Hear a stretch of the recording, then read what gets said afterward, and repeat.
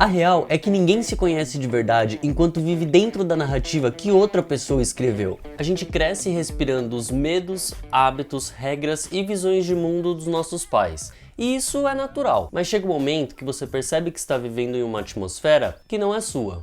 Uma identidade construída muito mais pelo ambiente que te formou do que pelas escolhas que você fez. E é exatamente aí que morar sozinho é um divisor de águas. Nós vamos passar por 7 pontos nesse vídeo, eu vou me aprofundar em cada um deles e eu te garanto, quando você for morar sozinho, você vai passar por cada uma dessas etapas. E se você já mora sozinho, você pode comprovar aqui que realmente acontece. O primeiro ponto é entender que o ambiente te formou. A maior parte de quem você se tornou foi construído dentro do ambiente que você foi criado. O ambiente, ele diz muito sobre quem nós somos. E entender isso é o primeiro ponto para você conseguir de forma ativa mudar algumas chavinhas que você acha que é interessante. Se o bico do pássaro, ele muda, ele aumenta, fica mais grosso ou fica mais fino, mais comprido, de acordo com o ambiente que ele vive, imagina o quanto que o ambiente não influencia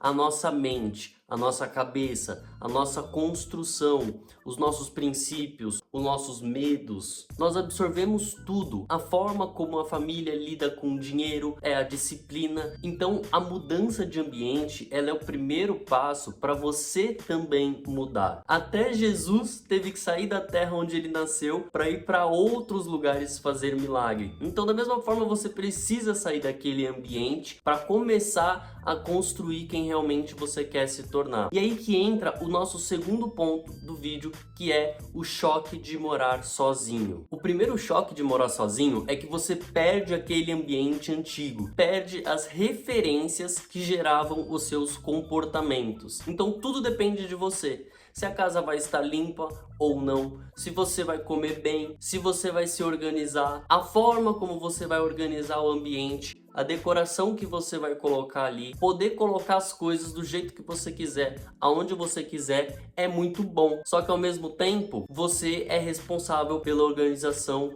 e pela limpeza do ambiente. E cada ação no seu dia mostra de fato quem você é. Sem narrativa, apenas o fato. Se você tá desorganizado, você vai ver que sua casa vai estar um caos. Você literalmente consegue externalizar o que você é dentro da sua mente e você consegue visualizar como você é e todos esses pontos que a gente já abordou. E aí entra o nosso terceiro ponto, que é o começo da sua autoconstrução. Como você perde a referência do ambiente antigo que gerava os seus comportamentos, você começa a se perguntar: por que eu faço isso dessa forma? E aí você consegue entender que muitas coisas você faz mais pelo ambiente que você tinha do que porque você acha que aquela é a melhor forma de fazer. A forma de passar a manteiga no pão, a forma de fazer qualquer tipo de coisa, você vai começar a se questionar muito. Será que essa é a melhor maneira de se fazer isso? Será que eu consigo fazer de alguma outra forma melhor? E aí você vai começar a moldar os seus hábitos, criar uma rotina, ter que se organizar, porque senão você não vai dar conta. O nosso trabalho é muito corrido. Às vezes você trabalha e estuda. Se você não se organizar, você não vai comer bem. O seu ambiente vai ficar sujo, as coisas vão ficar bagunçadas e daqui a pouco você vai acordar para trabalhar e não vai ter roupa lavada, porque você não está se organizando. E o começo dessa autoconstrução é onde você cria rotina, hábitos e principalmente você consegue moldar quem você quer se tornar. Lembra que a gente conversou? Até aqui você foi construído pelo ambiente da onde você cresceu. Agora você tem a obrigação de criar um ambiente melhor do que aquele que você vivia, mantendo as coisas que eram positivas naquele ambiente, mas dando aquela incrementada. Por exemplo, se agora que você mora sozinho, você cria o hábito de chegou 8 horas da noite, apaga as luzes, mantém só luz quente e baixa para dar uma acalmada do ambiente. Se todos os dias você tem um ritual de leitura, Se todos os dias você acorda, você medita, se você come bem, isso vai moldar os seus comportamentos. Lembra que o nosso cérebro, ele tem neuroplasticidade, então você literalmente consegue remodelar as estruturas que estão ali. Se até hoje você não tem o hábito de ler, e quando você muda e começa a morar sozinho, você cria esse hábito de ler, isso vai se enraizar no seu cérebro. E quando você for construir a sua família, ela vai ser gerada dentro desses hábitos que você construiu no momento em que morava sozinho. Por isso que é tão importante você ter esse processo. A forma como você toma café da manhã. Existem famílias que tomam café todo mundo sentado à mesa conversando. Existem famílias que tomam café no mesmo horário, mas um toma no quarto, o outro toma na sala, o outro toma na mesa. Como você vai querer construir a sua família? E isso é desde o primeiro dia, quando você começa a morar sozinho. Se você quer criar o hábito de se alimentar na mesa, quando você mora sozinho, não fica comendo no sofá. E aí você começa a perceber um certo encontro com as sombras que você tem.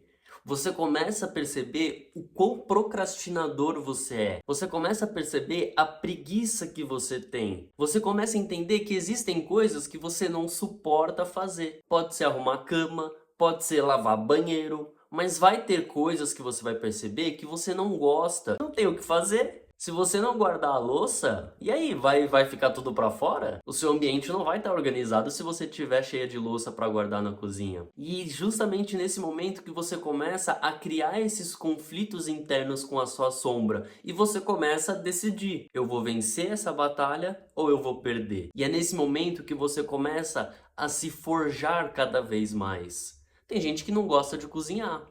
E aí, você vai viver de iFood? Ou você vai ficar indo para casa da sua mãe pegar marmita para você comer? Você vai levar a sua roupa para sua mãe lavar? Para sua avó lavar? E aí você começa a, de fato, se construir uma pessoa, se construir um adulto. Esse vai ser um dos pontos que a gente vai abordar no vídeo também, só que vai ser mais pro final, que a gente vai falar sobre o rito de passagem. E aí a gente entra no nosso quinto ponto, que é o amadurecimento real. Quando você se depara com essas situações, quando você começa a lidar com essas coisas, você de fato vai crescer. Porque você vai ter responsabilidades financeiras, você vai ter que lidar com problemas inesperados, às vezes de noite um cano pode estourar e você vai fazer o quê? Você vai ter que resolver essa situação. E aí você vai ter que criar esse equilíbrio entre casa, mente e físico, construindo esses hábitos para quem você quer se tornar. Nosso sexto ponto é uma das questões mais delicadas quando você mora sozinho.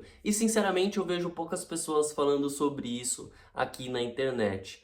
Que é assim que você se muda, a primeira noite é estranha, depois você começa a se acostumar e de repente você percebe a solidão.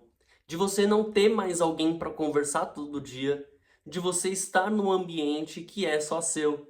Você começa a sentir falta até de deixar um doce na geladeira e voltar e o doce tá lá, ninguém ter comido o seu doce. Isso é muito interessante porque quando você se encontra com essa solidão, você começa a relembrar as coisas que te irritavam no ambiente antigo e você começa a valorizar essas coisas a mais. Então eu senti que eu comecei a ficar muito mais próximo da família, valorizando muito mais os momentos em família, justamente por não ter isso mais no meu cotidiano. Então eu quero encontrar, eu quero estar ali, eu quero viver esse momento. E um segundo ponto que é uma confusão entre solidão é a solitude. Solidão é diferente de solitude. Quando você encontra com a solitude, você começa a se conhecer, porque agora você tem tempo para ficar em silêncio. É você com você.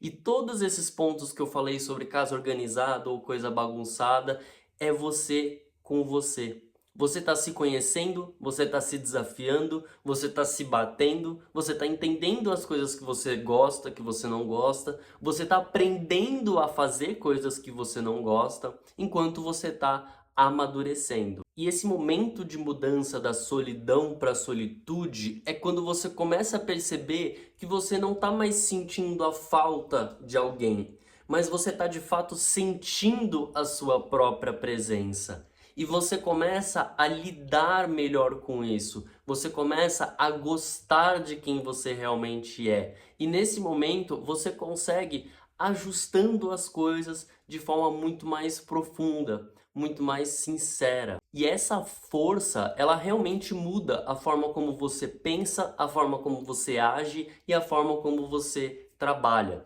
Lembrando que as duas podem acontecer em diversos momentos. Você pode estar solitário, um dia de fato com solidão, no outro dia você está curtindo a sua solitude. Não é que você nunca mais vai se sentir solitário, porque querendo ou não, você tá morando sozinho. Vai ter momentos sim que você vai sentir uma certa solidão. Entenda isso. Isso faz parte do processo. E também é legal a gente entender que a solidão ela vai te desafiar, enquanto a solitude vai te expandir. Os momentos de desafio são necessários para você construir e se forjar quem você quer ser. E a solitude é necessária para você expandir e crescer também em prol de quem você quer se tornar. E agora o nosso último ponto, morar sozinho é um rito de passagem moderno. Antigamente a sociedade tinha muitos ritos de passagem. Quando o garoto fazia 15 anos, tinha alguma coisa que era um rito de passagem para a vida adulta. E hoje, quando a gente se torna adulto? É quando a gente começa a trabalhar? É quando a gente sai da escola? É quando a gente entra na faculdade? É quando a gente começa a pagar nossas contas? Quando que é esse momento? E eu vejo que o movimento de ir morar sozinho, ele é muito esse rito de passagem, porque é de fato o momento em que você vai parar de depender dos outros, você vai parar de contar com os outros e tudo depende de você. Esse rito é muito legal porque ele é externo, todo mundo à sua volta vê que você está indo morar sozinho, mas o mais importante é interno, porque agora sim é você contra você, a todo momento, só você. E morar sozinho não te muda, mas ele revela quem você é. E através dessa revelação, você decide mudar. E é muito importante você ter essa consciência, você entender todos esses pontos que eu trouxe nesse vídeo, muito mais do que quanto que eu vou gastar para morar sozinho, é você entender o que acontece quando você passa por esse processo. É uma chance de você corrigir as coisas que você não quer repetir na sua família. Esse é um dos pontos mais importantes para mim, é tipo um hack assim, sabe?